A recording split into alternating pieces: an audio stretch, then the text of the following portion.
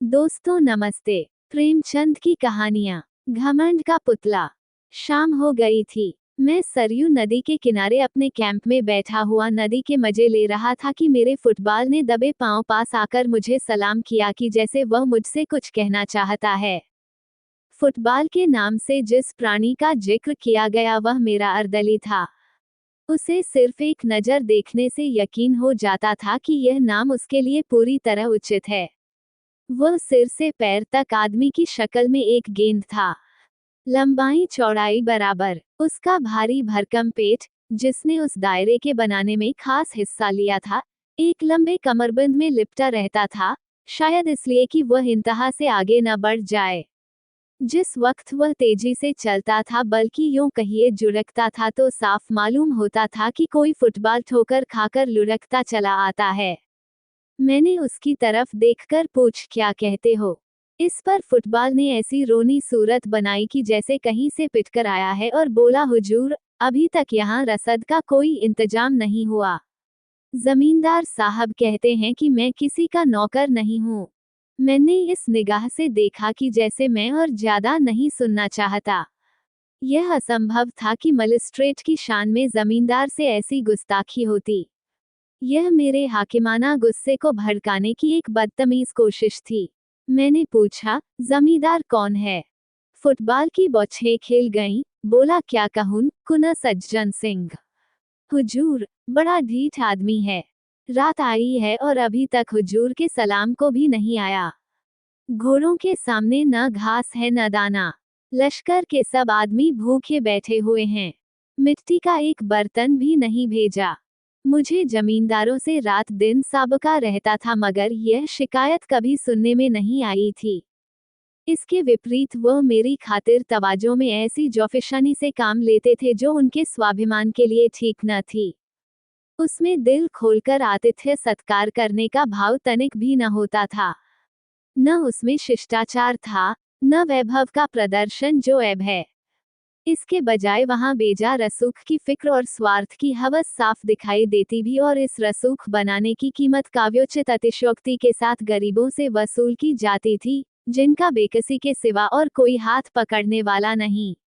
उनके बात करने के ढंग में वो मुलामियत और आजिजी बरती जाती थी जिसका स्वाभिमान से बैर है, और अक्सर ऐसे मौके आते थे जब इन खातिरदारियों से तंग होकर दिल चाहता था कि काश इन खुशामदी आदमियों की सूरत न देखनी पड़ती।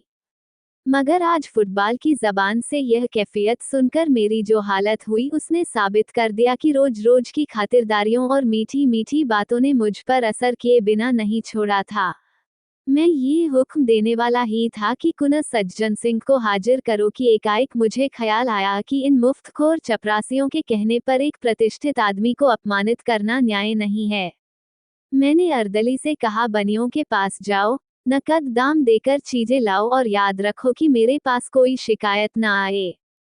अर्दली दिल में मुझे कोसता हुआ चला गया।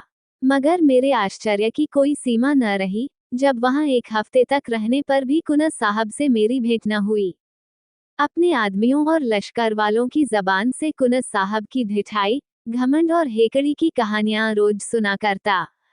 और मेरे दुनिया देखे हुए पेशकार ने ऐसे अतिथि सत्कार शून्य गांव में पड़ाव डालने के लिए मुझे कई बार इशारों से समझाने बुझाने की कोशिश की। गालिबन मैं पहला आदमी था जिससे ये भूल हुई थी, और अगर मैंने जिले के नक्शे के बदले लश्कर वालों से अपने दौरे का प्रोग्राम बनाने में मदद ली होती तो शायद इस अप्रिय अनुभव की नौबत न आती। लेकिन कुछ अजब बात थी कि कुना साहब को बुरा भला कहना मुझ पर उल्टा असर डालता था। यहाँ तक कि मुझे उस आदमी से मुलाकात करने की इच्छा पैदा हुई जो सर्वशक्तिमान अफसरों से इतना ज्यादा अलग थलग रह सकता है। सुबह का वक्त था। मैं गड़ी में गया। नीचे सरयू नदी लहरें मार रही थी। उस पार साखू का जंगल था। मीलों तक बादामी रेत, उस पर खरबूज और तरबूज की क्यारियां थीं। पीले पीले फूलों से लहराती हुई बगुलों और मुर्गाबियों के गोल बैठे हुए थे। सूर्य देवता ने जंगलों से सिर निकाला, लहरें जगमगाईं, पानी में तारे निकले। बड़ा सुहाना, आत्मिक उल्लास देने वाला दृश्य था। मैंने खबर करवाई और कुना साहब के दीवानखाने में दाखिल हुआ। लंबा चौड़ा कमरा था। फर्श बिछा हुआ था। सामने मसनद पर एक बहुत लंबा तड़ंगा आदमी बैठा था। सर के बाल मुड़े हुए, गले में रुद्राक्ष की माला, लाल लाल, ऊंचा माथा। पुरुषोचित अभिमान की इससे अच्छी तस्वीर नहीं हो सकती। चेहरे से रोबदाब बरसता था। कुंवर साहब ने मेरे सलाम को इस अंदाज से लिया कि जैसे वह इसके आदी हैं। मसनद से उठकर उन्होंने बहुत बड़प्पन के ढंग से मेरी अगवानी की, खैरियत पूछी और इस तकलीफ के लिए मेरा शुक्रिया अदा करने के बाद इत्र और पान से मेरी तवाजो की। तब वह मुझे अपनी उस गड़ी की सैर कराने चले जिसने किसी जमाने में जरूर आसफुद्दौला को जिच किया होगा, मगर इस वक्त बहुत टूटी फीटी हालत में थी। यहाँ के एक एक रोड़े पर कुनस साहब को नाज था। उनके खानदानी बड़प्पन और रोबदाब का जिक्र उनकी जबान से सुनकर विश्वास न करना असंभव था। बयान करने का ढंग यकीन को मजबूर करता था और वे उन कहानियों के सिर्फ पासबान ही न थे बल्कि वह उनके ईमान का हिस्सा थीं। और जहां तक उनकी शक्ति में था, उन्होंने अपनी आन निभाने में कभी कसर नहीं की। कुनस सज्जन सिंह खानदानी रईस थे। उनकी वंश परंपरा यहाँ वहाँ टूटती हुई अंत में किसी महात्मा ऋषि से जाकर मिल जाती थी। उन्हें तपस्या और भक्ति और योग का कोई दावा न था, लेकिन इसका गर्व उन्हें अवश्य था कि वे एक ऋषि की संतान हैं। पुरखों के जंगली कारनामे भी उनके लिए गर्व का कुछ कम कारण न थे। इतिहास में उनका कहीं जिक्र न हो, मगर खानदानी भाट ने उन्हें अमर बनाने में कोई कसर न रखी थी। और अगर शब्दों में कुछ ताकत है तो ये गढ़ी रोहतास या कालिंजर के किलों से आगे बढ़ी हुई थी। कम से कम प्राचीनता और बर्बादी के बाहम लक्षणों में तो उसकी मिसाल मुश्किल से मिल सकती थी, क्योंकि पुराने जमाने में चाहे उसने मुहासरों और सुरंगों को हेठ समझा हो, लेकिन वक्त वह चींटियों और दीमकों के हमलों का भी सामना न कर सकती थी। कुनस सज्जन सिंह से मेरी भेंट बहुत संक्षिप्त थी, लेकिन इस दिलचस्प आदमी ने मुझे हमेशा के लिए अपना भक्त बना लिया। बड़ा समझदार, मामले को समझने वाला, दूरदर्शी आदमी था। आखिर मुझे उसका बिन पैसों का गुलाम बनना था। बरसात में सरयू नदी इस जोर शोर से चढ़ी कि हजारों गांव बर्बाद हो गए। बड़े बड़े तनावर दरख्त तिनकों की तरह बहते चले जाते थे। चारपाइयों पर सोते हुए बच्चे, औरतें, खूंटों पर बंधे हुए गाय और बैल उसकी गरजती हुई लहरों में समा गए। खेतों में नाच चलती थी। शहर में उड़ती हुई खबरें पहुंची। सहायता के प्रस्ताव पास हुए। सैकड़ों ने सहानुभूति और शौक के अर्जेंट तारजिल के बड़े साहब की सेवा में भेजे। टाउन हॉल में कौमी हमदर्दी की पुरशोर सदाएं उठी और उस हंगामे में बाढ़ पीड़ितों की दर्द भरी पुकारें दब गईं। सरकार के कानों में फरियाद पहुंची। एक जांच कमीशन तैयार किया गया। जमींदारों को हुक्म हुआ कि वे कमीशन के सामने अपने नुकसानों को विस्तार से बताएं और उसके सबूत दें। शिवरामपुर के महाराजा साहब को इस कमीशन का सभापति बनाया गया। जमींदारों में रेल पेल शुरू हुई। नसीब जागे। नुकसान के तखमीन का फैसला करने में काव्य बुद्धि से काम लेना पड़ा। सुबह से शाम तक कमीशन के सामने एक जमघट रहता। ऑनरेबल महाराजा साहब को सांस लेने की फुर्सत न थी। दलील और शहादत का काम बात बनाने और खुशामद से लिया जाता था। महीनों यही कैफियत रही। नदी किनारे के सभी जमींदार अपने नुकसान की फरियादें पेश कर गए। अगर कमीशन से किसी को कोई फायदा नहीं पहुंचा तो वह कुनस सज्जन से थे। उनके सारे मौज सरयू के किनारे पर थे और सब तबाह हो गए थे। गढ़ी की दीवारें भी उसके हमलों से न बच सकी थीं, मगर उनकी जबान ने खुशामद करना सीखा ही न था और यहाँ उसके बगैर रसाई मुश्किल थी। चुनांचे वह कमीशन के सामने न आ सके। मियाद खत्म होने पर कमीशन ने रिपोर्ट पेश की। बाढ़ में डूबे हुए इलाकों में लगान की आम माफी हो गई। रिपोर्ट के मुताबिक सिर्फ सज्जन सिंह वह भाग्यशाली जमींदार थे जिनका कोई नुकसान नहीं हुआ था। कुनस साहब ने रिपोर्ट सुनी, मगर माथे पर बल न आया। उनके आसामी गढ़ी के सहन में जमा थे। ये हुक्म सुना तो रोने धोने लगे। तब कुनस साहब उठे और बुलंद आवाजों में बोले, मेरे इलाके में भी माफी है। एक कौड़ी लगान न लिया जाए। मैंने ये वाकया सुना और खुद ब खुद मेरी आंखों से आंसू टपक पड़े। बेशक ये वह आदमी है जो हुकूमत और अख्तियार के तूफान में जड़ से उखड़ जाए, मगर झुकेगा नहीं। वह दिन भी याद रहेगा जब अयोध्या में हमारे जादू सा करने वाले कवि शंकर को राष्ट्र की ओर से बधाई देने के लिए शानदार जलसा हुआ। हमारा गौरव, हमारा जोशीला शंकर यूरोप और अमेरिका पर अपने काव्य का जादू करके वापस आया था। अपने कमालों पर घमंड करने वाले यूरोप ने उसकी पूजा की थी। उसकी भावनाओं ने ब्राउनिंग और शैली के प्रेमियों को भी अपनी वफा का पाबंद न रहने दिया। उसकी जीवन सुधा से यूरोप के प्यासे जी उठे। सारे सभ्य संसार ने उसकी कल्पना की उड़ान के आगे सिर झुका दिए। उसने भारत को यूरोप की निगाहों में अगर ज्यादा नहीं तो यूनान और रोम के पहलू में बिठा दिया था।